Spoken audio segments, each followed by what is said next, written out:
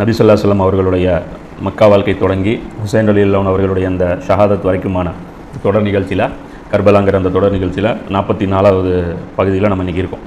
சென்ற வகுப்பில் என்ன பார்த்தோம் அப்படின்னா, உமர் ரலியல்லாஹு அவர்கள் 2 வல்லரசுகளை ஜெயிச்சிருந்தாங்க. அந்த 2 வல்லரசுகளும் உமர் ரலியல்லாஹு ஆட்சி கீழே வந்துருச்சு. அப்புறம் பைத்துல் முகத்தஸும் உமர் ரலியல்லாஹு கையில், எப்படி ஹரமுடைய 2 ஹரம்கள் உமர் ரலியல்லாஹுடைய கண்ட்ரோலில் இருந்துச்சோ, பைத்துல் முகத்தஸும் உமர் ரலியல்லாஹு அவங்களுடைய கண்ட்ரோலில் இருந்துச்சு. அல்-அக்ஸா பள்ளிவாசல் புதுசாக கட்டப்படுது அப்படிங்கிற வரைக்கும் பார்த்தோம். உமர் ரலியல்லாஹு கிட்ட வந்து பொருளாதாரங்கள் குவியுது.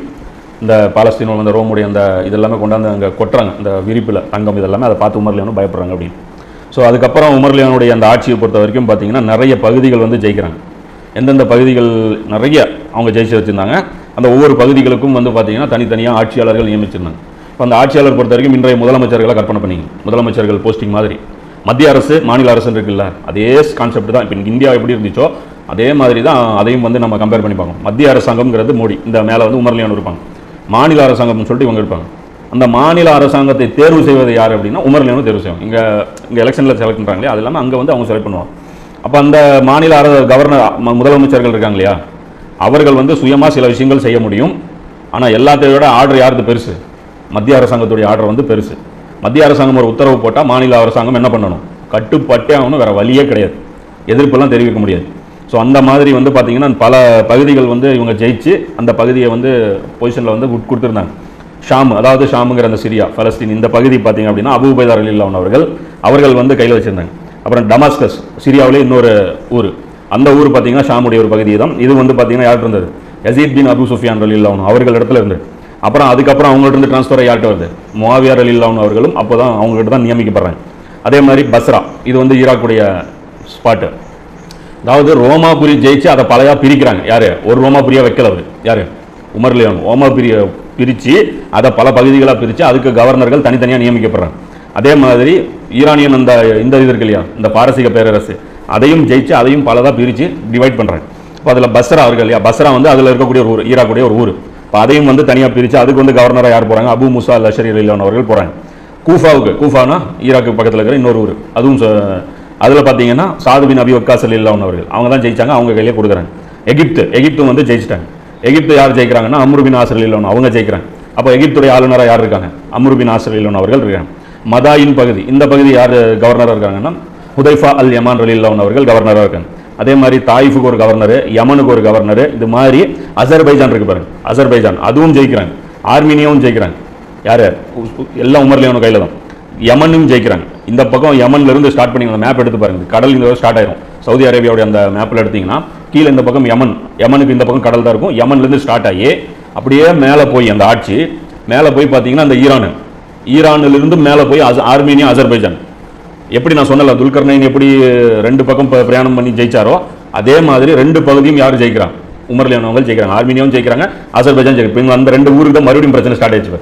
இப்போ அந்த மல்ஹமாவோட இந்த 2 ஊர்களுக்கு எப்படி துல்கர்னைனுடைய ஃபஸ்ட்டு இதில் வந்து அந்த 2 ஊர்களுக்கு பிரச்சனை இருந்து நடுவில் துல்கர்னைன் என்ட்ரி பண்ணி அதில் போய் 2 ஊரை கேப்சர் பண்ணி யாஜூஜ் மாஜூஜை பின்னாடி அடக்கிறாங்களோ அதே மாதிரி இப்போ மறுபடியும் ஆர்மீனியா அசர்பைஜான் பிரச்சனை வந்திருக்கு. மறுபடியும் அங்கே போர் ஸ்டார்ட் ஆயிடுச்சு. கடைசியாக யாஜூஜ் மாஜூஜை ஒழிக்க வேண்டியது இருக்குது. இப்போ அது எல்லாமே கான்டாக்ட் ஆகி தொடர்ச்சியாக அந்த சீரிஸ் மறுபடியும் அது நடக்கும். அது சம்மந்தமாக கூட இம்ரான் ஹுசைன் பேசியிருக்காரு, அது இங்கிலீஷில் இருக்குது. அது இன்ஷா அல்லாஹ் அது என்ன பேசியிருக்காருன்னு பார்த்துட்டு வேணால் ஆர்மீனியா அசர்பைஜானை பற்றி ஒரு வீடியோ வந்து பண்ணுவோம். அப்போ இதில் மொத்தம் அந்த நேரத்தில் எத்தனை பகுதிகள், எத்தனை நாடுகள் இவங்க கீழே இருந்துச்சு உமர் ரலியல்லாஹு கையிலன்னு பார்த்தீங்கன்னா 21 கவர்னர்கள் இருந்தார். அப்போ 21 கவர்னர்களை மேய்க்கிற வேலை யாருக்கு? உமர் ரலியல்லாஹு. இவர் மட்டும் ஆட்சி சரியாக பண்ணால் பத்தாது, அத்தனை கவர்னர்களுடைய இன்னும் எல்லாத்துக்கும் மேலே யாஜூஜ் மாஜூஜுடைய அந்த செவர் இருக்குல்ல, அது வரைக்கும் கொண்டு போய் டச் பண்ணிட்டாங்க கவர்மெண்ட். அந்த அசர்பைஜான் ஆர்மீனியாவுடைய அந்த பகுதியில் தான் இந்த டர்பந்துன்னு இருக்குது. அப்போ அந்த இடம் வரைக்கும் யாரும் கேப்சர் பண்ணிட்டான்? உமர் ரலியல்லாஹு கேப்சர் பண்ணிட்டாங்க. இனி வந்து அதாவது சிரியா வந்துருச்சு, யமன் வந்துருச்சு. யமனை தாண்டி போகணுன்னா எங்கே போகணும்? கடல் கடந்து தான் போகணும். அது சிரியா வரைக்கும் டச் பண்ணியாச்சு, பாலஸ்தீன் வரைக்கும் டச் பண்ணியாச்சு. பாலஸ்தீனுக்கு அப்புறம் என்ன இருக்குது? கடல். அப்போ இந்த பக்கம் போகணுன்னாலும் கடல் கடந்து தான் போகணும். அப்போ இந்த பர்மிஷன் வந்து கேட்குறாங்க யார்? முஆவியா ரலியல்லாஹு அவர்கள் ஆட்சியில் இருக்கும்போது கேட்குறாங்க. அவங்க அந்த டமாஸ்கஸ் அந்த இதை டச் பண்ணி வச்சுருந்தாங்க இல்லையா, கடல் வரைக்கும் அவங்களுடைய ஆட்சி இருந்துச்சு. அவங்க என்ன கேட்டாங்கன்னா, இதை தாண்டி நான் ஆட்சியை விரிவுபடுத்துறேன், எனக்கு பர்மிஷன் கொடுங்க அப்படிங்கும்போது உமர் ரலியல்லாஹு என்ன பண்ணாங்க? தடுத்துட்டாங்க. உமர் ரலியல்லாஹு என்ன பண்ணாங்க? தடுத்துட்டாங்க. ஏன் அப்படின்னா சும்மா ஜெயிச்சுட்டே போகிறதுக்கு பேர் இஸ்லாமிய ஆட்சி கிடையாது. இஸ்லாமிய ஆட்சி அப்படின்னா என்ன அப்படின்னா அந்த மக்களையும் டியூன் பண்ணணும். வெறும் வந்து ஆட்சியாளர் மட்டும் ஒழுங்காக இருந்தால் பிரச்சனை இல்லை. ஏதோ ஒரு பிரச்சனை வந்துச்சுன்னா அந்த மக்கள் கரப்டில் இருந்தாங்கன்னா என்ன இருப்பாங்க? புரியுதா இல்லையா? அந்த மக்களையும் கல்ச்சர் பண்ணணும். அந்த கவர்னர்களுடைய முக்கியமான பொறுப்பாக என்ன இருந்தது? குரானையும் ஹதீஸையும் மக்களுக்கு போதிக்கக்கூடிய ஒரு பொறுப்பு இருந்தது. அந்த உமர் சீரீஸில் கூட இந்த ஃபர்ஸ்ட் பார்ட்டில் அந்த ஹஜ்ஜில் பயான் பண்ணும்போது சொல்லுவார் பாரு, நான் உங்களை கவர்னராக நியமித்தது வந்து ஊரில் இருக்கிற பணத்தை எல்லாம் கொள்ளையடிச்சு நீங்கள் இங்கே அனுப்புறதுக்கு கிடையாது. நான் உங்களை கவர்னராக நியமித்தது அல்லாஹ்வுடைய வேதத்தையும் ரசூலுல்லாஹி சுன்னத்துகளையும் கற்றுக் கொடுப்பதற்கு. அப்போ அந்த மக்களுடைய வாழ்க்கை முறையை மாறிடணும். புரியுதா இல்லையா? இப்போ ஈராக் கேப்சர் பண்ணியாச்சு. ஈராக் வாசியெல்லாம் எந்த கல்ச்சரில் இருக்கான்? பழைய கல்ச்சரில் தான் இருக்கான். சிரியா கேப்சர் பண்ணியாச்சு. சிரியா வாசி எந்த கல்ச்சரில் இருக்கான்? பழைய கல்ச்சரில். ஈரான் கேப்சர் பண்ணியாச்சு. ஈரான் வாசி எதில் இருக்கான்? எகிப்து கேப்சர் பண்ணியாச்சு. எகிப்து வாசி எதில் இருக்கான்? அப்போ இதற்கு ஒரு டைம் தேவைப்படுதா இல்லையா? மக்காவில் இருக்கக்கூடிய அந்த சஹாபாக்களை டியூன் பண்ணுறதுக்கு ரசூலுல்லாஹ் 13 வருஷம் தேவைப்பட்டுச்சா இல்லையா? அப்போ அது மாதிரி மக்களை பக்குவப்படுத்துவதற்கு டைம் தேவைப்படுது. அப்போ உமர் லியோன் என்ன பண்ணுறாங்க? நிறுத்துங்க போதும் அப்படின்னா, எக்ஸ்பென்ஷன் போதும் அப்படின்னா. புரியுதா இல்லையா? அப்போ அந்த ஆட்சி பகுதி இனிமேல், அதாவது அது ஒரு சொம தானே, நிர்வாகம்ங்கிறது சொம தானே. இப்போ அந்த நிர்வாகத்தை பாட்டு நீங்கள் பாட்டுக்கு 2 கடையை வச்சு உங்களால் நடத்த முடியல, அதுக்கே ஆள் பற்றாக்குறை இருக்குது. பக்கத்தில் இன்னொரு கடை வந்து காலியாக இருக்குன்னு சொல்லி நீங்கள் வாடகைக்கு எடுப்பீங்களா? வாடகைக்கு சும்மா வீம்புக்கு எடுத்து போட்டுடலாம். ஆனால் அதே பொறுப்பு இல்லாமல் நம்ம செயல்படும் போதுன்னா அதை எடுத்து போடலாம். அது சும்மா கடந்துட்டு போகுது அப்படின்னு. அதனால உமர் லியோன் என்ன பண்ணிட்டாங்க?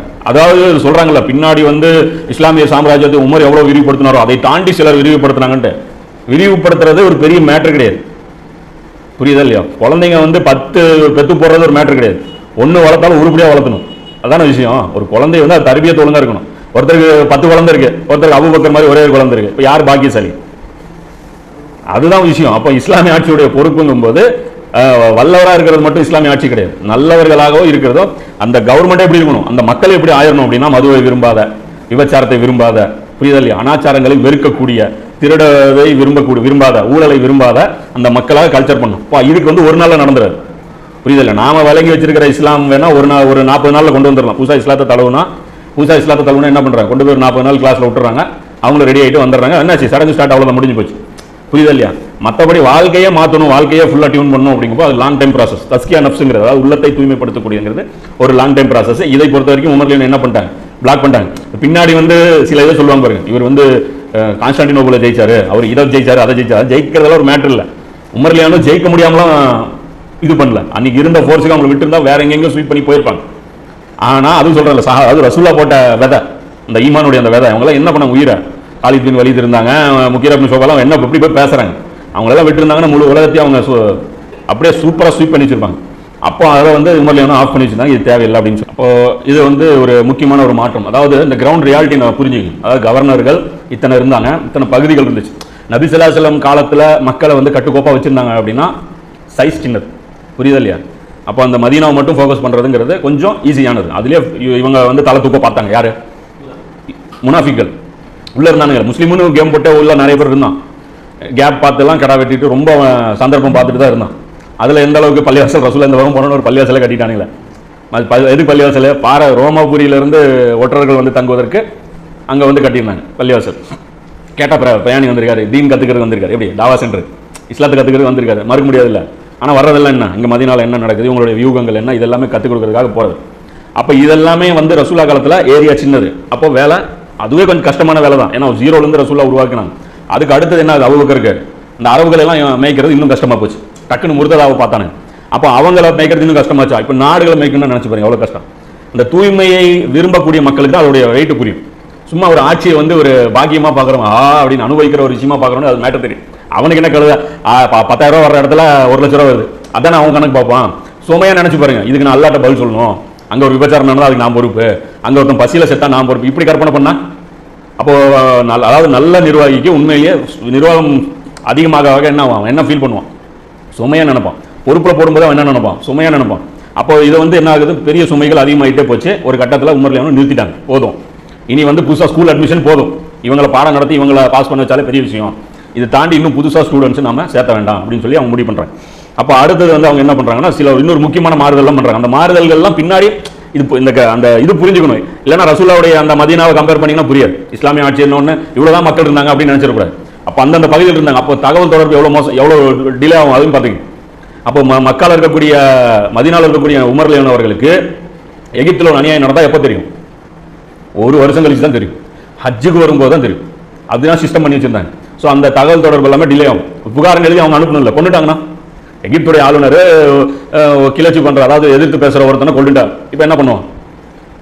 யார் தகவல் தெரிகிறது? தெரிவிக்காம அவங்களும் மிரட்டி வைக்கிறாங்க. இப்போ என்ன பண்றது? அப்போ ஹஜ்ஜுக்கு போற மாதிரி போய் உமர் லியோனை சந்திச்சு இப்படி தான் பேச முடியும். இல்லைன்னா எகிப்து வெளியே வந்தீங்கனாலே காவலாளியில் விட்டு கொல்ல முடியும். ஸோ இந்த மாதிரி எல்லாம் நடக்காம, அதாவது சொல்றது என்னன்னா, உமர் லியோனுடைய கண்காணிப்பு ஏரியா ஜாஸ்தியானதுனால இது மாதிரியான ஒரு சுச்சுவேஷன் இருந்துச்சு. அப்போ இங்கே என்ன நடக்குன்னு அங்கே தெரியாது, பஸ்ராவில் என்ன நடக்குன்னு சிரியாவில் தெரியாது, சிரியாவில் என்ன நடக்குன்னு பஸ்ராவில் தெரியாது. இப்படிப்பட்ட ஒரு சூழலில் கடுமையான ஒரு சுமை வந்து அவங்க வந்துருச்சு. இப்போ இதுக்கு வந்து என்ன பண்ணாங்கன்னா, முதல்ல மதீனாவில் மட்டும்தான் ராணுவம். எங்கே ராணுவம் கிளம்புனா எங்கேருந்து போகும்? மதீனாவில் இருந்து தான் படை போகும். அப்போ இப்போ வந்து மதீனாவிலேருந்து படை வர்றதுன்னா படை வர்றதுக்கே ஒரு மாதம் ஆகும். தபுக்கு போகிறதுக்கே எவ்வளோ ஆச்சு? ஒரு மாதம் 15 நாள் ஆச்சு. இப்போ அதையும் தாண்டி போகும்போது இப்போ படை வர்றதுக்கே ஒரு மாதம் ஆச்சு. ஒரு மாதம் ஆகும்போது ஒரு மாதத்தில் என்ன பண்ண முடியும்? எதிரிகள் வந்து தூள் கிளப்பிட்டு போக முடியும். ஸோ அப்போ என்ன பண்ணுறாங்கன்னா, ராணுவ முகாம்கள் பல இடத்துல நிர்வகிக்கிறாங்க. யார்? உமர் லியான் அவர்கள். பாரசீகம் வந்து அவங்க பேக் ஃபுட்டில் இருக்கிறாங்க, கலைஞ்சு போச்சு. இருந்தாலும் அவருடைய தளபதி இருப்பான், புரியுதா இல்லையா? அவங்கெல்லாம் வித்த தெரிஞ்சவன் தானே அவங்க எல்லாருமே. மொத்தத்தில் ஒரு போஸ்டிங் இல்லைன்னு சொல்லிட்டு கலைச்சிட்டு உட்காந்துட்டு இருப்பான். கடை வச்சிருந்தவன் ஓனர் தான். டக்குன்ட்டு அவன் வேலை கடை வந்து இதாச்சு அதாச்சுன்னு கடையை நிறுத்திட்டு வேலைக்கு போயிருக்கான். ஆனால் என்னைக்கு இருந்தாலும் அவன் மறுபடியும் கடையை திறக்க முடியுமா? திறமை இருக்கு. அப்போ இந்த மாதிரியான அந்த பதில் தாக்குதல்கள், மறுபடியும் எழுச்சிகள் ஏற்படும். அப்போ அதையும் வந்து அமுக்கி வைக்கணும். ஒரு பக்கம் நிர்வாகம் பண்ணணும், ஒரு பக்கம் மக்களை கல்ச்சர் பண்ணணும், இன்னொரு பக்கம் மறுபடியும் எதிரிகள் தலை தூக்காம பார்க்கணும். இப்போ இதற்காக என்ன பண்ணாங்க உமர் லியான் பார்த்தீங்கன்னா, அங்கங்கே பேஸ் வந்து பிரிச்சு விட்டாங்க. மதீனாவுடைய பேஸ் மட்டும் வைக்கல. என்ன பண்ணாங்கன்னா, கூஃபாவில் ஒரு ராணுவ தளம் அமைச்சாங்க. எங்க? ஈராக்ல கூஃபாவில் ஒரு ராணுவ தளம் அமைச்சாங்க. பஸ்ராவில் ஒரு ராணுவ தளம் அமைச்சாங்க. அப்போ இந்த ராணுவம் இப்போ என்ன ஆயிடுச்சு? மதீனாவுடைய முஸ்லீம்களுடைய ராணுவம் பிரிஞ்சு போச்சு. இதெல்லாம் புரிஞ்சாதான் அலி லியானுடைய அந்த காலகட்டம் வரும்போது உங்களுக்கு சிச்சுவேஷன் எப்படின்றது புரியும். ராணுவம் வந்து ஏன் அலி லியானு பக்கம் நிற்கல அப்படின்னா, ராணுவம்னா எந்த ராணுவத்தை சொல்றீங்க? மதீனாவுடைய ராணுவமா, கூஃபாவுடைய ராணுவமா, பஸ்ராவுடைய ராணுவமா, சிரியாவுடைய ராணுவமா? புரியுதா இல்லையா? அலி லியானை எதிர்த்து முஸ்லீம்கள் எப்படி சண்டை போட்டாங்க? எந்த முஸ்லீம் சண்டை வந்தான்? புரியுதா இல்லையா? அது பின்னாடி என்ன இருந்த பின்னணி என்ன அப்படின்னா, இந்த டிவிஷன்ஸ் வந்து பிரிக்கப்படுது. பிரிக்கப்படும்போது பஸ்ராவில் ராணுவ தளம் ஒன்று இருக்கு, சிரியாவில் இதுல டமாஸ்கஸ்ல ஒரு ராணுவ தளம் இருக்கு, என்ன இதுலயும் வந்து ஒரு ராணுவ தளம் இருக்கு. எங்க? கூஃபால. இந்த 3 நகரங்கள்ல போறேன். அப்ப அதில் அலி லியானு பின்னாடி ஆட்சி வந்தோடனே எந்த ராணுவ தளத்துக்கு போய் சப்போர்ட் வாங்கினாங்க? கூஃபால. அப்போ கூஃபாவாசிகள் வந்து கெட்டவங்களா இருந்தாங்கன்னா அறிவு இல்லாமல் அலி லியானு அங்கே போவாங்களா? கூஃபாவாசிகள் பற்றி இவங்க பில்டப் போடுறாங்களா, கூஃபாவாசிகள் துரோகிகள்னு. கூஃபாவாசிகள் துரோகிகள் இருந்தால் துரோகிகள் நம்பி அலி லியானு அங்கே போவாங்களா? புரியுதா இல்லையா? அப்போ அந்த இடத்த பொறுத்த வரைக்கும் அது பின்னாடி வந்து அது இன்ஷா அல்லாஹ் டீட்டெயிலாக பேசுவோம். அப்போ இதில் இந்த ராணுவ தளங்கள் இப்போ 3ஆக பிரிஞ்சிச்சு. அந்தந்த ராணுவ தளத்துடைய கண்ட்ரோல் யார் இருக்கு? அந்த ஊர் கவர்னர் கையில் இருக்கு. புரியுதா இல்லையா? அப்போ 21 கவர்னர் இருக்காங்க. ஆனால் 21 பேர்கிட்டையும் என்ன இல்லை? ராணுவம் பெரிய லெவலில் கிடையாது. ஆனால் 3 பேர்கிட்ட பெரிய லெவலில் ராணுவம் இருக்கு. அப்போ அந்த 3 பேர் இப்போ இன்னைக்கு இருக்குல்ல, எல்லாருமே மாநில முதலமைச்சர் தான் அப்படின்னாலும் மக்கள் தொகை சின்னதாக இருக்கிற முதலமைச்சர் இருக்காரு, செல்வம் பெருசாக கொளிக்கிற மாநிலம் இருக்கு. அப்போ முதலமைச்சர்ல பெரியவர் சின்னவர் இருக்கிறார்ல. ஸோ அது மாதிரி அப்போ பெரிய முதலமைச்சர்கள் பொறுத்த வரைக்கும் ஒழுங்காக கட்டு பண்ணணும் மத்திய அரசாங்கத்துக்கு. அவங்க நினைச்சாங்கன்னா மத்திய அரசாங்கத்தையே சேலஞ்ச் பண்ண முடியும். புரியுதா இல்லையா? ஆட்சியவே அங்கேயே வந்து கொலாப்ஸ் பண்ண முடியும். ஸோ அந்த மாதிரி இருந்த 3 பெரிய மார்க்கஸ்கள் எதுனா, பஸ்ரா 1, கூஃபா 1, சிரியா 1. சிரியாவுடைய அந்த நிர்வாகம் யாருக்கு இருந்துச்சு? சிரியாவில் இருந்த ராணுவம் முஆவியாவில் இருந்துச்சு. அப்போ இன்னும் வந்து அவங்க என்ன பண்ணி வச்சிருந்தாங்க? யாரு? முஆவியாவிலையும் உமர் லியானை பொறுத்த வரைக்கும் ராணுவத்தை, சிரியாவுக்கு நிறைய ராணுவம் தேவைப்பட்டாலும் ஃபுல் அண்ட் ஃபுல் ராணுவம் எங்க கொடுக்கல? டமாஸ்கஸுக்கு கொடுக்கல. முஆவியா லியான் அவங்களுக்கு ஃபுல்லா கொடுக்கல. அங்கேயும் பிரிச்சு வச்சிருந்தாங்க.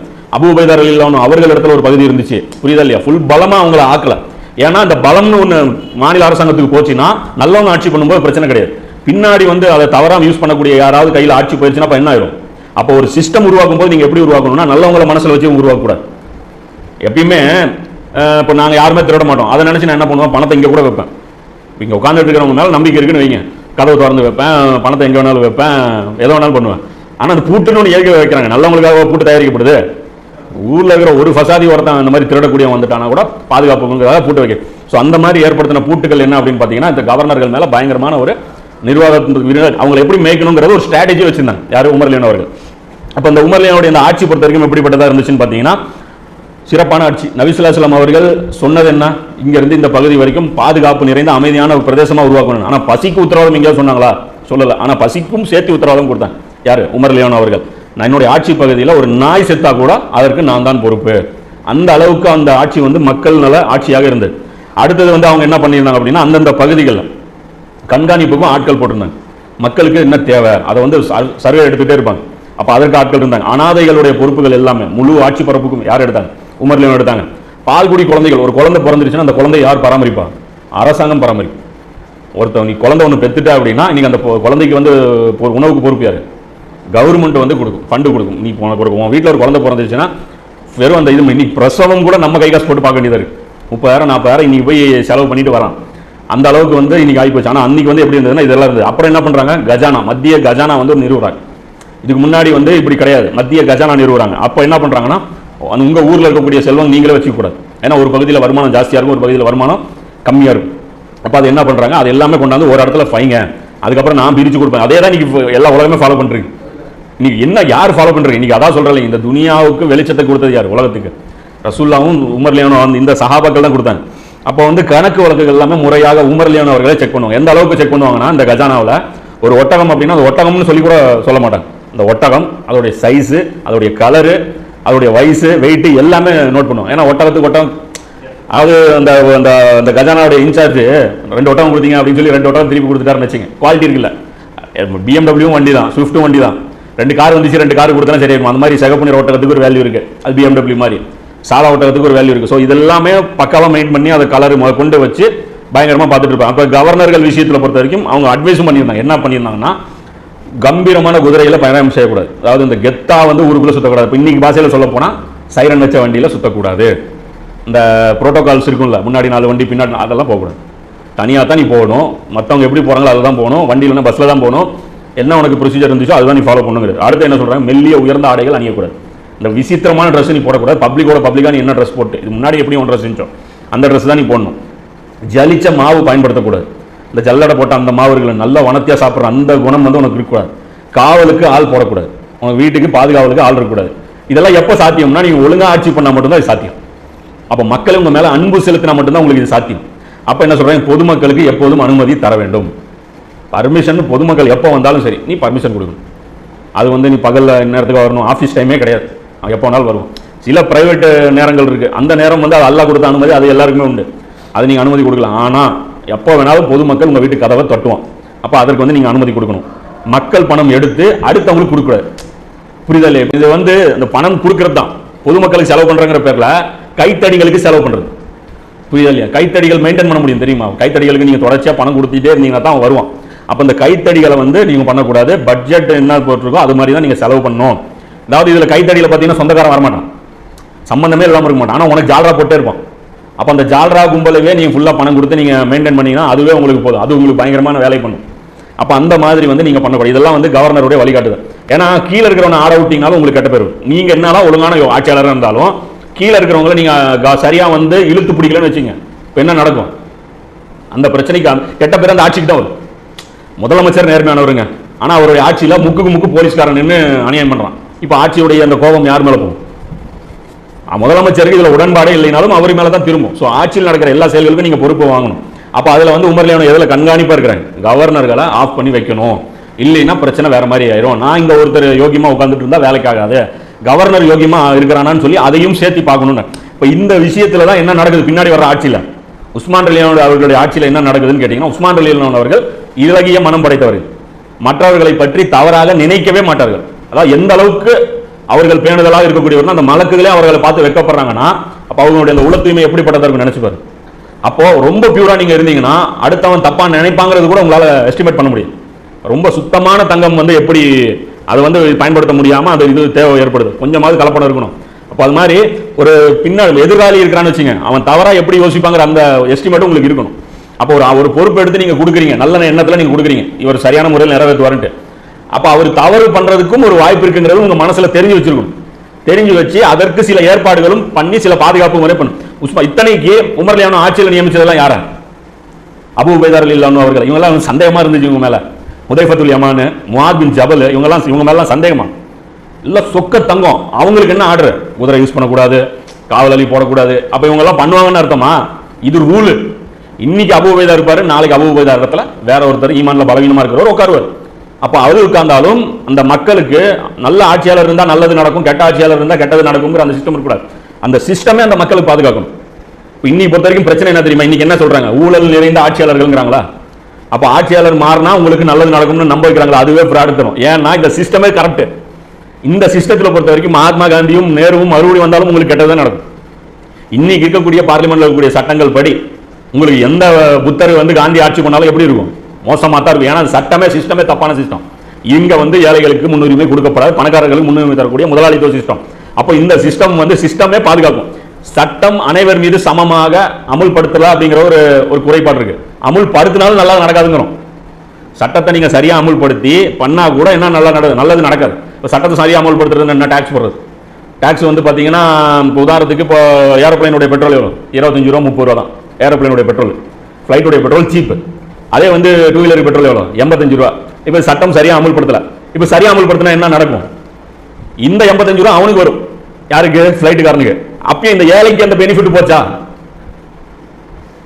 புரியுதா இல்லையா? அந்த டாக்ஸ் சிஸ்டம் எப்படி இருக்குது, உங்களுக்கு சிஸ்டம் எப்படி இருக்குன்னா ஏழைய பாதிப்பிலிருந்து வெளியே கொண்டு வர மாதிரி இருக்கணும். ஆல்ரெடி பணக்காரனுக்கு ஃபேவர் பண்ணி ஏழைக்கு வந்து இன்னும் பாதிப்பு ஏற்படுத்திட்டு இருக்கு. அதை சமமாக்குனாலும் அநியாயமா தான் இருக்குங்கிறோம். சமமாக்க சொல்லி இவங்க கோரிக்கை வைக்க சொல்லி நம்மளை டைவர்ட் பண்ணி விட்டாங்க. இதை எதிர்த்து கேள்வி அதை எதிர்த்து கேள்வி கேட்டா எப்படி சரியா போகும்? நீ அவனுக்கு 4 இட்லி எனக்கு ஒரு இட்லி, அவனுக்கு ஒரு இட்லி எனக்கு ஒரு இட்லி பத்தலையே. அப்ப அங்கதான் பிரச்சனை. அப்ப இவர் பொறுத்த வரைக்கும் உமர்ல இஸ்லாமிய ஆட்சி பொறுத்த வரைக்கும் என்னன்னா சிஸ்டமே நீதி வாங்கி தரும். அது வந்து வேற எதுலையுமே வந்து உங்களால அது கிடைக்க முடியாது. அப்ப இவங்க என்ன பண்ணாங்க அப்படின்னா இப்படி ஒரு ஏற்பாடு வந்து இவங்க ப்ரொடெக்ஷன் பண்ணி வச்சிருந்தாங்க. பின்னாடி இதுதான் மிஸ்பேலன்ஸ் ஆகுது. அப்போ அடுத்தது என்னன்னு பார்த்தீங்கன்னா அவங்க அந்த நடவடிக்கைகள் பார்த்தீங்கன்னா ஹஜ்ஜுடைய அந்த காலகட்டத்தில் பொதுமக்களை கூப்பிடுவாங்க. கூப்பிட்டு அந்த புகார்கள் எல்லாமே விசாரிக்கப்படும். கவர்னர்களையும் வச்சுக்குவாங்க, அவங்களுடைய மக்களையும் வச்சுக்குவாங்க. என்னப்பா உங்க கவர்னர் மேல என்ன புகார் இருக்கு, தனியா மக்களை கூப்பிடுவாங்க கவர்னர் மேல என்ன புகார் இருக்குன்ட்டு. அது விசாரணை நடக்கும். அது மாதிரியான ஒரு விசாரணை வந்து கூட அம்ரு பின் ஆஸ் அலியானுடைய அந்த மகன் மேல நடவடிக்கை எடுப்பாங்க. அவர் வந்து ஒரு வாட்டி ஒரு பொதுமக்கள் ஒருத்தன் வந்து அடிச்சிருப்பாரு, அந்த ஒரு புகார் வரும். அது எல்லாமே உமர் சீரிஸ்ல கூட அதை வந்து காட்சிப்படுத்தியிருப்பாங்க. அது இல்லாம கவர்னர் நடவடிக்கைகளை கண்காணிப்பதற்காகவே உளவுத்துறை ஒன்று இருந்துச்சு. அதுக்கு இன்சார்ஜ் யார் அப்படின்னா முகமது பின் மஸ்லமா ரலியல்லாஹு அன்ஹு. இவங்க யாரும் நபி ஸல்லல்லாஹு அலைஹி வஸல்லம் உடைய எல்லா போர்களையும் இவங்க கலந்துக்கிட்டாங்க. இவங்க என்ன பண்ணியிருந்தாங்க, நீங்க போய் கவர்னர்கள்லாம் வாட்ச் பண்ணுங்க, கவர்னருக்கு எதிராக ஊருக்குள்ள விசாரிக்கிறது. என்ன உங்க கவர்னர் எப்படி பண்ணிருக்காரு, என்னப்பா அவனுக்கு வந்த வாழ்க்கை அப்படின்னாலும் முடிஞ்சு போச்சு. அனுபவிக்கிற அப்படி எப்படி இருந்தாலும் இன்னைக்கு வந்து ராஜா மாதிரி இருக்காரா, அடுத்த நாள் சீட்டை கிழிச்சிருவாங்க.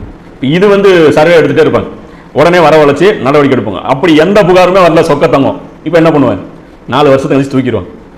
ஏன் அப்படின்னா ரொம்ப சக்கம், அதாவது அந்த பப்ளிக் இன்ஃப்ளூயன்ஸே வரக்கூடாதுன்னு முழு அதிகாரம். இப்படி ஜெயலலிதா அமைச்ச மாதிரின்னு வச்சிங்களா, எந்த முதலமைச்சருக்காவது முதுகு இருந்துச்சா, எந்த அமைச்சருக்காவது எல்லாருமே கொஸ்டின் மார்க் மாதிரி இப்படியே தான் இருந்தாங்க. நிமிரவே விடல. எந்த முதலமைச்சர் என்ன ஆயிடுச்சுன்னா ஜெயலலிதா எழுந்து உங்களால் எதுவும் பண்ண முடியாது. அப்போ ஜெயலலிதா ஒரு ஆர்டர் போட்டாங்கன்னா யாரும் அதே மாதிரி தான் இருக்கணும். கிட்டத்தட்ட அப்படி ஒரு இதுதான் வச்சிருந்தாங்க, அதுதான் வைக்கணும். ஆனா அந்த ஒரு மனிதர் எப்படிப்பட்டவரா, அவர் அல்லாஹ்வுக்கு பயந்தவரா இருப்பார். அப்போ சட்டம் போட்டா தவறு நடக்காத வகையில் அது கண்காணிக்கக்கூடிய வகையில் அவங்க இருந்தாங்க.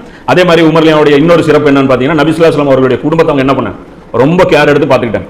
ஒரு கனிமத் பொருள்னு வந்துச்சுன்னா எங்க இருந்து விநியோகம் ஸ்டார்ட் பண்ணுவாங்க, ஃபர்ஸ்ட் விநியோகமே ரசூலுல்லாஹ்வுடைய ஃபேமிலி இருந்தா ஸ்டார்ட் பண்ணுவாங்க. அந்த போர்ல எத்தனை பேர் போனாங்க, எவ்வளவு கொடுக்கலாம், அதெல்லாம் கிடையாது. ஃபர்ஸ்ட் ரசூலுல்லாஹ்வுடைய ஃபேமிலி. ஏன், இந்த தீன் ரசூலுல்லாஹ் போட்ட பிச்சை, அந்த அவருடைய அந்த தியாகத்தின் மேலையும் அந்த ரசூலுல்லாஹ்வுடைய அந்த குடும்பத்தினருடைய தியாகத்தின் மேலையும் தான் இந்த தீன் வந்து உலக மக்களுக்கு அருட்கொடையா கிடைச்சிருக்கு.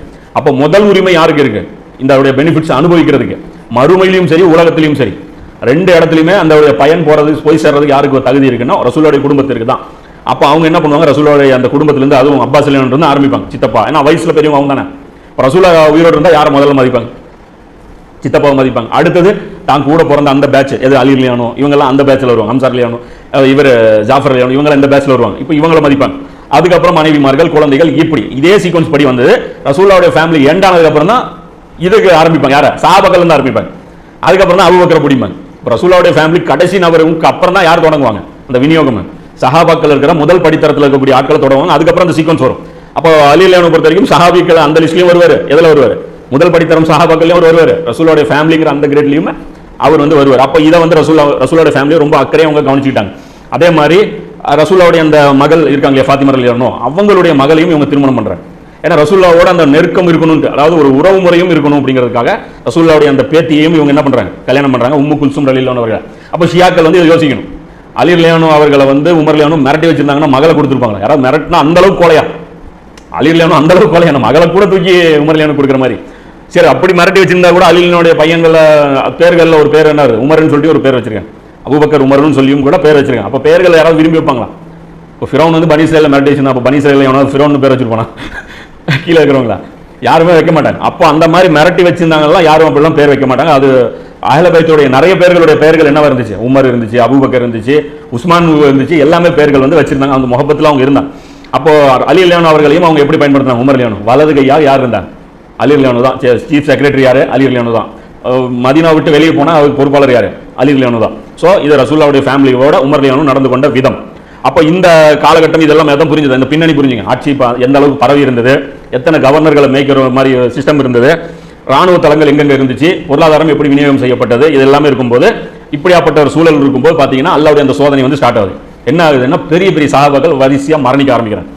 அப்போ அந்த மரணிச்சவங்க லிஸ்ட் உமர் ரலியல்லாஹு ஆட்சியிலே மரணிச்சாங்க. அதாவது பின்னாடி டவுட் வரும்ல, ஆயிஷா ரலியல்லாஹு அவர்களுக்கும் அலி ரலியல்லாஹு பிரச்சனை நடக்கும்போது இவர் என்ன பண்ணிட்டு இருந்தாரு, டவுட் வரும்ல, ஆனால் இவர் இவ்வளோ பெரிய ஆளாச்சே, இவர் யார் பக்கம் நின்னாரு அப்படிங்கும்போது நிறைய பெரிய சஹாபாக்கள் மரணிச்சிட்டாங்க. அதில் நம்பர் 1 பார்த்தீங்கன்னா அபூ உபைதா அல் ஜர்ரா ரலியல்லாஹு அன்ஹு அவர்கள். யார்? உம்மத்தின் நம்பிக்கையாளர். இவங்க யார்? ஷாமுடைய அந்த சிரியாவுடைய அந்த இதோடைய ஆளுநராக இருந்தாங்க, பாலஸ்தீனுடைய ஆளுநராக இருந்தாங்க. அஸ்ரத்துல் முபஷர் அந்த 10 சொஹாபாக்கள்ல ஒருத்தர். இன்னும் சொல்ல போனால் அபூபக்கர் ரலியல்லாஹு அடுத்த இடத்துல யார் இருக்கக்கூடியவர்?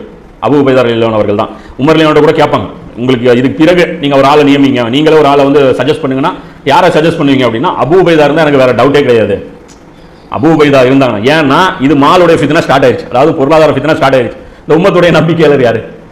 அபூ உபைதா. ரசூல்லா கூட அதுதான் சொல்றாங்க. யார்? அந்த கிறிஸ்தவர்கள் வந்து கேட்பாங்களா, இந்த பொருளாதார விஷயமா முடிவு எடுக்கணும், ஒரு நம்பிக்கையான ஆள் அனுப்புங்கன்னா இதுக்கு மேல ஒரு நம்பிக்கையான ஆள் கிடையாது அப்படின்னு சொல்லி இவர் அனுப்புறாங்க.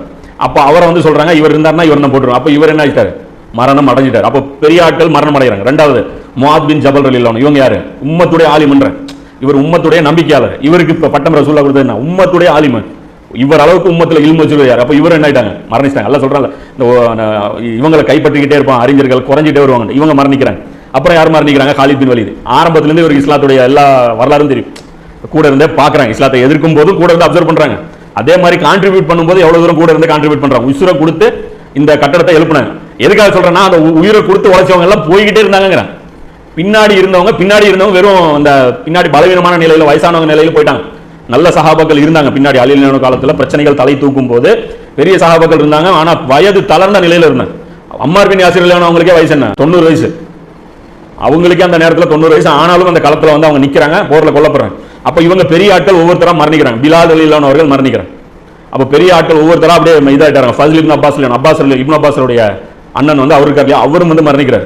அபூ சுஃபியான் ரலியல்லாஹு அவர்களும் மரணிக்கிறார். முஆவியா ரலியல்லாஹு அப்பாவும் கிடையாது, புரியுதா இல்லையா? அப்போ அவருக்கும் வந்து அவங்க வந்து மரணிக்கிறாங்க. யஸீத் பின் அபூ சுஃபியான் இவரும் ஒரு பெரிய ரோல் வகிச்சிருக்கிறார், அவரும் மரணிக்கிறார். அபூ ஜந்தல் ரலியல்லாஹு இவங்கெல்லாம் பிரபலமான ஆட்கள் மட்டும் நான் சொல்றேன். இது இல்லாமலும் அப்ப ஸைனப் பின் ஜஹஷ் ரலியல்லாஹு அவர்கள் அவங்களும் வந்து மரணிக்கிறாங்க. இந்த இதை பத்தி கூட அறிவிப்பாங்க இல்லையா, இந்த யாஜூஜ் மஜூஜ் இந்த ஃபித்னா சம்பந்தப்பட்ட அந்த ஹதீஸ் கூட கனவு கூட அவங்க தான் வந்து வருவாங்க. அப்போ இந்த மாதிரியான பெரிய முக்கியமான சஹாபாக்கள் அறியும். அது இல்லாமல் ஒரு பட்டியலே இருக்கு பெருசா. அப்போ முக்கியமான ரோல் வகிச்சவங்க எல்லாருமே மரணிச்சுட்டே குறைஞ்சிக்கிட்டே வந்தாங்க. அப்போ சஹாபாக்களுடைய அந்த முஹாஜிர்களுடைய மொத்த எண்ணிக்கை நினைச்சு பாரு எவ்வளோன்ட்டு, ரொம்ப கம்மி தான், 125 பேர் தான். அங்கேருந்து கிளம்பும் போது, மக்காலேருந்து ஹிஜ்ரத் பண்ணும்போது கரண்ட்ல இருந்து எவ்வளோ, அவ்வளோதான். அதுக்கப்புறம் முஹாஜிர்கள் வந்தாலும் அவங்களும் அந்த அளவுக்கு அந்த முஹாஜிர்கள் லிஸ்ட்ல வர மாட்டாங்க. அந்த தாருல் அர்கம் கிளாஸ் அட்டன் பண்ணவங்க இவங்கெல்லாம் வந்து அந்த காலத்து ஆட்கள் அவங்க எல்லாமே மரணிச்சுட்டு வராங்க. இதுல சில பேர் புதுசு இருந்தாலும், யார்? Abu Sufyan, Khalid bin Walid இவர்கள் இருந்தாலும் பெரிய ஆட்கள் நிறைய பேர் இருந்தாங்க. இது பிரபலமான பெயர்கள்னால அது சொன்னேன். இல்லைன்னா அதை வச்சு ஒரு ஃபித்னா, இந்த இடத்துல அபூ சுஃபியான் பாருங்க பழைய ஆள்னு சொல்லிட்டான் அப்படின்னு. பழைய ஆள்லாம் கிடையாது, அவர் புது ஆள் தான். அப்போ இதில் பொறுத்த வரைக்கும் இப்போ இந்த சூழ்நிலையை வந்து கற்பனை பண்ணி, சூழ்நிலையை வந்து இமேஜின் பண்ணிங்க. அப்போ இந்த நேரத்துக்கு அப்புறம் வந்து பார்த்தீங்கன்னா தான் இதுக்கப்புறம் நடக்கிற அந்த ஃபித்னா எது, அதுக்கப்புறம் தான் இதுக்கு உஸ்மான் ரலியல்லாஹு காலகட்டத்தில் தான் அந்த ஃபித்னாக்கள் வந்து தலை தூக்கு. அந்த ஃபித்னாக்களுக்கு சொல்லப்படுற அந்த காரணத்தையும் முதல்ல நம்ம பார்த்துக்கோ. என்னன்னா, அப்துல்லா இப்னு சபாங்கிற ஒரு தியரி வந்து சொல்லுவாங்க இல்லையா, உலகத்திலேயே மிக வடிகட்டுன ஒரு பொய், இதை விட ஒரு பிரம்மாண்டமான பொய். ஏன்னா இவ்வளோ பேரை நம்ப வச்சாங்கல்ல, பொய்யுடைய வீரியம் என்ன, ஒரு பொய்யை வந்து அது எவ்வளோ பெரிய பொய்ங்கிறதுக்கு என்ன அப்படின்னா, காலகாலமாக அதை ஏன் சொல்லிட்டே வந்து மிகப்பெரிய லெவலில் அது மூளை செலவையும் நடத்தப்பட்டு பண்ணப்பட்டுச்சுன்னா அது பெரிய பொய் தானே. அது மாதிரி பார்த்தீங்கன்னா இன்னைக்கு பார்த்தீங்கன்னா ஒரு சன்னி முஸ்லீம்கிட்ட போய், ஒரு அஹ்லு சுன்னத்தை சேர்ந்தவங்ககிட்ட போய் அப்துல்லா இப்னு சபான்னு கேட்டால் என்ன சொல்லுவான், அவன் தான் உம்மத்தை பிரிச்சாமா, அவன் தான் உம்மத்தை பிரிச்சான், அவன் தான் ஷியா கொள்கையை உருவாக்கினான், அவன் தான் சமுதாயத்தை 2 துண்டாக்குனாங்க. இதுதான் இருக்கிறதுலே வரலாற்றில் இவ்வளவு மிகப்பெரிய பொய். இதை வந்து இட்டு கட்டியிருக்காங்க. அப்போ அதுல வந்து இந்த முஸ்லிம்கள் 2ஆ பிரிஞ்சு வீழ்ச்சி அடைஞ்சதற்கும் சஹாபாக்கள் மத்தியில் ஏற்பட்ட அந்த ஃபசாதுகளுக்கும் என்ன காரணம்னு கேட்கும்போது வஹாபி உலமாக்கள் வந்து என்ன பண்ணிக்க ஒரு தியரி சொல்லுவாங்க. என்னன்னா, அப்துல்லா இப்னு சபாங்கிற ஒரு யூதன், அவன் முஸ்லீம் ஆனா அவனே போய் சஹாபாக்கள் மத்தியில் உஸ்மான் ரலியல்லாஹு அவர்களை பற்றி பொய்களை பரப்பினான். அப்ப அந்த பொய்களை என்ன பண்ணாங்க சஹாபாக்கள் அறிவே இல்லாம நம்பினாங்க. எப்படி ஏத்துக்கிற மாதிரி இருக்கா? அறிவே இல்லாம அந்த சஹாபாக்களுக்கு எதிராக அவங்க உஸ்மான் ரலியல்லாஹுக்கு எதிராக அப்துல்லா இப்னு சபாங்கிறான், அவனும் யூதன், பேக்ரவுண்ட் என்ன யூதனா இருந்து ஒருத்தர் இஸ்லாம் புதுசா இஸ்லாத்துக்கு வந்துட்டானா, சரி வந்தா ரைட்டு, வந்துட்டு அவன் உஸ்மான் ரலியல்லாஹுக்கு எதிராக பேசினா முஸ்லிம்கள் மத்தியில் ஈடுபடுமா? அப்போ அதை பேசி என்ன பண்ணிட்டானா, கன்வின்ஸ் பண்ண வச்சானா. அது யார் இருக்கும்போது, உயிரோடு இருக்கும்போது, அலி ரலியல்லாஹு உயிரோடு இருக்கும்போது, உஸ்மான் ரலியல்லாஹு உயிரோடு இருக்கும்போது, தல்ஹா ரலியல்லாஹு உயிரோடு இருக்கும்போது, ஜுபைர் ரலியல்லாஹு இருக்காங்க, ஆயிஷா ரலியல்லாஹு இருக்காங்க, இவங்களாம் அது விட்டுவாங்களா? அப்துல்லா இப்னு சபாக்கு எதிராக கேள்வி செய்ய மாட்டாங்களா? ஒரு பொய்கள் பரப்பிவிடப்பட்டு இருக்கு அப்படின்னு சொல்லி அந்தந்த ஊர்ல இருந்து விரட்ட அடிச்சிக்க மாட்டாங்களா? அப்ப அவங்க வந்து என்ன பண்ணாங்க, சஹாபாக்கள் எல்லாமே அவங்க போனாங்க அப்படின்னா இது சஹாபாக்களை இழிவுபடுத்துறது இல்லையா? சஹாபாக்கள் எவனோ வெளியூர்லேருந்து ஒருத்தன் இஸ்லாத்தை வேஷம் போட்டு வந்துட்டா அவன் பேச்சு கேட்டாங்கன்னா அப்போ ஏன் முனாஃபி கூட பேச்சு கேட்டு அந்த சாபியும் வழிகட்டு போல? அவன் உள்ளுக்குள்ளேருந்து எவ்வளோ ஐடியா கொடுத்தான், ரசூலா விட்டு ஒதுங்கி போங்க, இவரை வெளியூர் தாட்டி விட்டுருங்க, அகல் பொருள் எல்லாம் எவ்வளோ பேசினான், இவரை மட்டும் ஹேண்ட் ஓவர் பண்ணிட்டா நம்ம தப்பிச்சுக்கலாம், அதெல்லாம் பேசினான். அப்போ இந்த ஐடியாலாம் யாரும் எடுத்துக்கிட்டாங்களா? யாரும் எடுக்கல. அப்போ அப்துல்லா இப்னு சபாவுக்கும் உஸ்மான் ரலியல்லாஹு அவர்கள் காலத்தில் நடந்த குழப்பங்களுக்கும் சம்பந்தமே கிடையாது.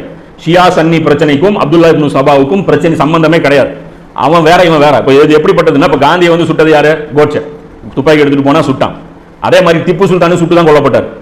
புரியுதா இல்லையா? திப்பு சுல்தானும் சுட்டு தான் கொல்லப்பட்டாரு, காந்தியும் சுட்டு தான் கொல்லப்பட்டாரு. காந்திக்கு ஒரு கொலகாரன் தான், திப்பு சுல்தானுக்கு ஒரு கொலகாரனும், வெள்ளக்காரனோட சண்டை போட்டு செத்தாரு. அதே இப்படி ஃபிட் பண்ணா எப்படி காந்தியை சுட்டது கோட்சே கிடையாது, திப்பு சுல்தானை சுட்டது கோட்சேனா எப்படி இருக்கும்? வரலாற்றில் 2 பேர் இருந்தது உண்மைதான். திப்பு சுல்தான் வாழ்ந்தது உண்மைதான், துப்பாக்கி குண்டுல தான் அவரும் செத்தாரு. கோட்சே துப்பாக்கி வச்சிருந்தது உண்மைதான். ஆனா இவங்க 2 பேருமே மோதல் நேரடியாக நடந்துச்சான்னு கேட்டா கிடையாது. அதே மாதிரி தான் உஸ்மான் ரலியல்லாஹு காலகட்டத்தில் உஸ்மான் ரலியல்லாஹு மரணம் வரைக்கும் அப்துல்லா இப்னு சபாங்கிறவனுக்கு ஒரு முக்கிய பங்கே கிடையாது. அப்துல்லா இப்னு சபாங்கிறவன் வாழ்ந்தது உண்மை. அவன் ஏற்படுத்தின குழப்பம் என்ன அப்படின்னா, அலி ரலியல்லாஹு அவர்களை வந்து அல்லான்னு சொன்னான். அது எப்படி அப்படின்னா, இங்க இருப்பாங்க நிறைய பேர் ஜெயலலிதாவுக்காக நாக்க எடுத்துக்கிறவன் இருப்பாங்க, நாக்க எடுத்துக்கிறவன் இருப்பான், ஜெயிலில் போட்டவன தீ குளிச்சுக்கிறவன் இருப்பான். அது ஒரு அன்புல மிகச்சு போன ஒரு பைத்தியம் இருக்கும். அந்த மாதிரி ஒரு மரகண்ட கேஸ் தான் யாரு? அப்துல்லா இப்னு சபாங்க. அவன் தந்திரமானவன்லாம் கிடையாது. அவன் மிகப்பெரிய லெவலில் சஹாபாக்களை பிரெயின் வாஷ் எல்லாம் அவன் பண்ணவும் கிடையாது.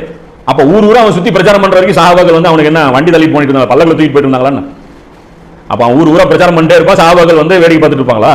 சோ இதை பொறுத்த வரைக்கும் அப்துல்லா இப்னு சபா தியரியை தூக்கி ஓரமா வச்சிருங்க. உண்மையான காரணம் என்ன? பின்னாடி நடந்த பிரச்சனைக்கு உண்மையான காரணம் என்னன்னா 2 தான் காரணம். அப்ப உமர் ரலியல்லாஹு வந்து எந்த அளவுக்கு இவங்க கண்ட்ரோலா வச்சிருந்தாங்க. ஆனா பின்னாடி நடந்த காரணங்களுக்கு 2 பிரச்சனைகள் காரணம். நம்பர் 1 வந்து பாத்தீங்கன்னா பொருளாதார விநியோகம். பொருளாதார அந்த விநியோகத்தில் ஏற்பட்ட இந்த ஏற்றத்தாழ்வு, பொருளாதார விநியோகம் முறை வந்து மிஸ்பேலன்ஸ் ஆச்சு. 2வது பாத்தீங்கன்னா மறுபடியும் அந்த இனப்பற்றும் கொலப்பற்றும் தலை தூக்கிச்சு. இந்த இனப்பற்று அபூபக்கர் காலத்திலே தூக்கிச்சு தலை. அந்த இந்த முசைலமா இருந்தான்ல, முசைலமாங்கிற ஒரு பொய்யன் வந்து இறை தூதர்னு வாதம் பண்ணான். அவனுக்கு வந்து சப்போர்ட் பண்ணதெல்லாம் யாரு? அவனுடைய இனத்தை சேர்ந்த குலத்தை சேர்ந்தவர்கள். அவங்க என்ன பண்ணாங்கன்னா, பனு ஹாஷிம்ல ஒரு இறை தூதர் வரும்போது எங்க இனத்துக்கு ஒருத்தர் வரமாட்டாரா அப்படின்னா, புரியுதா இல்லையா? அப்ப அந்த இனத்துடைய அந்த விஷயங்களை பொறுத்த வரைக்கும் தான் அவங்க என்ன பண்ணி வச்சிருந்தாங்க. அதுதான் வந்து மறுபடியும் தலை தூக்கிச்சு. அப்போ உஸ்மான் ரலியல்லாஹு காலகட்டத்தில் நடந்த குழப்பங்களுக்கு காரணம் என்ன அப்படின்னா, மக்களுக்கு பொருளாதாரத்தின் மீது இருந்த ஆசை. மக்களுக்கு, சஹாபாக்களுக்கு இல்ல, மனிதர்களுக்கு, மக்கள் இருந்த அந்த மற்ற மக்களுக்கு பொருளாதாரத்தின் மீது இருந்த மோகம். 2வது அந்த பதவி ஆசை அவங்களுக்கு மக்களுக்கு இருந்தது.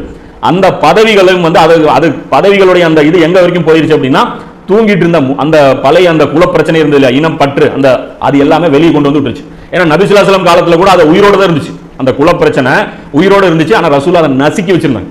அப்பப்போ திடீர்னு வெளிப்படும் இல்லை. அந்த ஹவுஸ் கஜரஜ் கூட ஒரு தண்ணி பிடிக்கும் போது அப்படியே சண்டை போட்டு பேச்சுவாக்கில் பழைய பிரச்சனை ஸ்டார்ட் ஆயிடும். நாங்க அன்னைக்கு அடிச்ச அடி என்ன அடி அப்படின்னா அப்படியே அது போய் திரண்டு விட்டுருவோம். அப்ப அது தலை தூக்கும் போதெல்லாம் ரசூல் என்ன பண்ணாங்க, கொண்டுட்டே இருந்தாங்க. எந்த அளவுக்கு பாருங்க, அந்த மக்சூமி குளம் அந்த கேஸ் வரும்போது வக்காலத்து வாங்குறதுக்காக வந்தாங்கல்ல, புரியுதா இல்லையா? ரசூலா வந்ததுக்கு அப்புறம் தானே ஆப் பண்ணாங்க. ரசூலா ஓகேன்னு சொல்லியிருந்தா இந்த மக்சூமி குளத்து பெண்ணுக்கு வக்காலத்து வாங்குறதுக்கு யாரு தயாரானாங்களா இல்லையா? சஹாபாக்கள் அந்த ரெக்கமெண்டேஷன் கூட எப்படி போச்சு? நான் பண்ணல நீ பண்ணலன்னாங்க. ஆனா இது பண்றது தப்புன்னு யாராவது சொன்னாங்களா? புரியுதா இல்லையா? ரசூலா வரைக்கும் அந்த கேஸ் வந்ததுக்கு அப்புறம் தான் இதுதான் உம்மத்துகள் அழிஞ்சு போனதுக்கு காரணம். என்ன சொன்னாங்க? பேசுறதுக்கு பறிஞ்சு பேசுறதுக்கு நான் செட் ஆக மாட்டேன், நீங்க உசாமாவை பிடிங்க, அவர் வந்து கொஞ்சம் பேசினா கொஞ்சம் எடுபடும். இப்படி பேசுறதுக்கு யாரை பேசினா எடுபடுங்கிறது தான் ஆய்வு நடந்துட்டு இருந்துச்சு. பேசவே வேணாம் அப்படிங்கிற மாதிரி கிடையாது. அப்போ அந்த இனம் அந்த சார்ந்த அந்த விஷயங்கள் பொறுத்த வரைக்கும் மறுபடியும் அந்த இனத்துக்கு முக்கியத்துவம் கொடுத்தாங்கல்ல, மக்சூமி குலம், ஆமா அவங்களுக்கு ஒரு வெயிட் இருக்குது அப்படின்னு அவங்க நம்பினாங்கல்ல. அதே தான் எந்த அளவுக்கு இருந்துச்சு. நபி ஸல்லல்லாஹு அலைஹி வஸல்லம் அவர்கள் கூட என்ன சொல்றாங்க, குறைஷிகளை தவிர வேற யாரையும் இந்த அரபுகள் லீடரா எடுத்துக்க மாட்டாங்க. அப்ப இது என்னது? குறைஷிகளை மேல வச்சு பார்த்தாச்சு, கீழே இருக்கிற ஒரு ஆளை வந்து மேல வச்சு அடுத்து வந்து அன்சாரிகளை மேல வச்சு அவங்களால கற்பனையே பண்ண முடியாது, டாக்ஸ் வசூல் பண்ண முடியாது, நிர்வாகமே ஸ்தம்பிச்சிடும். அப்ப இதை வந்து ஒழிச்சு கட்டவே முடியாது. இது சில விஷயங்கள் அது அல்லாஹ்வும் என்ன பண்றான், குர்ஆன்ல அங்கீகரிக்கிறான். உங்களை கிளைகளாகவும் கோத்திரங்களாகவும் நான் தான் பிரிச்சிருக்கேன், அது அப்படியே இருந்துட்டு போகுது, அது ஒரு அடையாளத்துக்கு வச்சுங்க, ஏற்றத்தாழ்வு மட்டும் கற்பிச்சுக்காதீங்கன்றான். இல்ல கிளைகளை இப்போ ரசூலா நினைச்சிருந்தா இதை டெமாலிஷ் பண்ணிருக்கலாம்ல. இனிமே பனு உமையான்னு எவனும் கிடையாது, இனிமே பனு ஹாஷிம்னு எவனும் கிடையாது, எல்லா குலமும் அழிஞ்சு போச்சு. இன்னும் சொல்ல போனா நபி ஸல்லல்லாஹு அலைஹி வஸல்லம் காலத்துல கூட அந்த கிளை தலைவர்கள் இருந்தாங்க இல்லையா? இப்ப சாத் பின் உபாதா யாரு? ஹவுஸ் கூட்டத்துடைய தலைவர். சாத் பின் முஆத் ரலியல்லாஹு யாரு? கஜரஜ் கூட்டத்துடைய தலைவர். கிளையா இருந்துச்சா இல்லையா? 2 கிளையும் கழிச்சு 2 கிளைக்கு சேர்த்து ஒரு காமனா ஒரு தலைவர் போட்டாங்க, நீ அன்சாரிகளுக்கு தலைவர்ன்ட்டு போடல. அப்ப அந்தந்த கிளைகள் இருந்துச்சு, அந்த கிளைகளுடைய தலைவர்கள் இருந்தாங்க. அது ஒரு வகையில பாத்தீங்கன்னா அது வந்து ஒரு நிர்வாகத்துக்கு ஹெல்ப் பண்ணிட்டு இருந்துச்சு. ஏன்னா கிளை தலைவர்கள் மட்டும் மேய்ச்சா போதும், கிளைவே மேய்ச்ச மாதிரி ஒவ்வொருத்தனையும் பிடிச்சி நாம கண்ட்ரோல் பண்றதை விட, எப்படின்னா இப்ப இங்க கலெக்டர் போடுறாங்க இல்லையா, ஆட்சியாளர்னு போடுறாங்க இல்லையா, எம்எல்ஏ தனி, ஆட்சியாளர் தனி, கவுன்சிலர் தனி, அப்படி தனித்தனியா பிரிக்கிற மாதிரி இருந்தது. அப்ப இந்த கவர்னர்கள் விஷயத்துல அப்ப இதுல பொறுத்த வரைக்கும் இந்த கிளை பிரச்சனை மறுபடியும் தலை தூக்காம இருக்கணும் அப்படிங்கறதுல உமர் ரலியல்லாஹு ரொம்ப கேர் எடுத்துக்கிட்டாங்க. அதுக்கு அவங்க எடுத்த மிக சிறந்த ஏற்பாடு என்ன அப்படின்னு பாத்தீங்கன்னா, இவர் பதவியில் உட்காண்டார்ல, இவர் வந்து கலிஃபா உட்காண்டார். இவர் என்ன கிளை சார்ந்தவர்? பனு அதி குலத்தை சார்ந்தவர், பனு அதி கிளையை சார்ந்தவர். எதுக்குள்ள? குறைஷிகளுக்குள்ள. அப்ப இவங்க என்ன தெரியுமா ஃபர்ஸ்ட் கேர் எடுத்தாங்க, என் குலத்தை சேர்ந்த எவனுக்கும் பதவி கிடையாது. புரியுதா இல்லையா? இத்தனை கவர்னர் நியமிச்சாங்களா, அதுல யாருமே பனு அதியை சார்ந்தவர் கிடையாது. அதுதான் அவங்க ப்ரொடெக்ஷன் பண்ணது. சொந்தக்காரங்களா இருந்தா, தகுதி இருந்தாலும் போஸ்டிங் கிடையாது. சொந்தக்காரங்கள யார் இருந்தாங்க? இப்னு உமர் ரலியல்லாஹு இருந்தாங்க, தகுதியான ஆட்கள். இப்னு உமர் ரலியல்லாஹு பதவி கொடுப்பதற்கு தகுதியான ஆள். ஆனா எங்கேயும் கவர்னரா நியமிக்கப்படல. அதே மாதிரி சயீத் பின் ஸைத் ரலியல்லாஹு இவருக்கும் சீனியர். யாருக்கு? உமர் ரலியல்லாஹு அவர்களை விட சீனியர் இஸ்லாத்தை ஏத்துக்கிட்டதுல. இவரு யாரு? 10 சொர்க்கவாசிகள்ல ஒருத்தர். நபி ஸல்லல்லாஹு அலைஹி வஸல்லம் வித்த தெரிஞ்சவாள். அப்ப எந்த அளவுக்கு ட்ரைனிங் எடுத்துருப்பாரு? 10 கலீஃபா ஆகிறதுக்கு தகுதியான ஆள், அந்த அளவுக்கு பெரிய ஆள். இத்தனைக்கு அவர் எப்ப மரணிக்கிறார்? மரணிக்கிறது பாத்தீங்கன்னா முஹாஜிரின் காலத்துல தான் மரணிக்கிறார். அது வரைக்கும் அவர் உயிர் வாழ்றார். இவருக்கும் எந்த போஸ்டிங்கும் வாழ்நாள் முழுசா கொடுக்கல. யாரு? உமர் ரலியல்லாஹு. மரணிக்கும் போது ஒரு கமிட்டி நியமிக்கிறாங்க. 10 பேர் கொண்ட சொர்க்கவாசிகள் உயிரோடு இருந்தவங்க எல்லாத்தையும் அதுல சேர்த்துனாங்கல்ல, இவரை மட்டும் நீக்கினாங்க. இந்த 10 பேர் கொண்ட அந்த டீம்ல 6-7 பேர் மொத்தத்தில் மரணிச்சாரு. அபூபக்கர், உமர், அபூ உபைதா 3 பேர் தானே மரணிச்சாங்க. மீதி எத்தனை பேர் இருக்கணும்?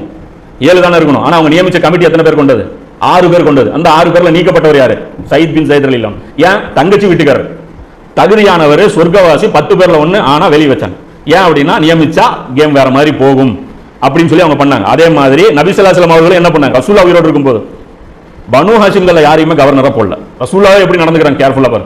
அதனால தான் அந்த பனு ஹாஷிம் சில பேர் கூட வருவாங்க ரசூலுல்லாஹ்ட்ட வந்துட்டு, உறவுக்காரங்க வருவாங்க வந்துட்டு, உங்க எனக்கு ஒரு 2 பதவி கொடுங்க போது அப்ப ரசூலுல்லாஹ் சொல்லுவாங்க கேட்கறவங்களுக்கு எல்லாம் பதவி கிடையாதுன்னு. அப்ப பனு ஹாஷிம்லயே நபி ஸல்லல்லாஹு அலைஹி வஸல்லம் அவர்கள் உயிரோடு இருக்கும்போது பதவி அடைஞ்ச ஒரே மனிதர் யார்? அலி ரலியல்லாஹு தான். ஆனா அலி ரலியல்லாஹு பொறுத்த வரைக்கும் குலம் யாரும் அப்ஜெக்ஷனும் பண்ணல. நம்ம தூக்கி ஃபேமிலி ஆளு கொடுத்தீங்கன்னு யாரும் பிரச்சனை பண்ணல. ஏன்? ஃபேமிலி ஆள் கிடையாது, எல்லாத்துக்கும் சீனியர். முதல்ல இஸ்லாத்தை ஏத்துக்கிட்டவர், முதல்ல தொழுதவர், எல்லாத்துக்கும் விட சீனியர், ரசூலுல்லாஹ்வுக்கு பாடி கார்டா இருந்தவர், எல்லா போர்களையும் ரசூலுல்லாஹ் கூட கலந்துக்கிட்டவர். அப்போ இவரை கொஸ்டின் பண்றதுக்கு நியாயமே கிடையாது. சில நியாயமா, அதாவது அந்த வாரிசுனாலும் ரசூலுல்லாஹ்வுடைய அந்த ஃபேமிலினாலும் இவருக்கு மட்டும்தான் பதவி கொடுத்தாங்க, வேற யாருக்குமே பதவி கொடுக்கல. அதே அபூபக்கர் ரலியல்லாஹு இருந்தாங்க. அபூபக்கர் ரலியல்லாஹு என்ன பண்ணாங்க? யாரையுமே அவங்களும் என்ன பண்ணல, பதவிக்கு போடல. யாரை போட்டிருக்கலாம்? இவர் இருந்தாங்க. யாரு? அப்துர் ரஹ்மான் பின் அபூபக்கர் இருந்தாங்க, மகன். அவங்க எல்லாம் இருந்தாங்க.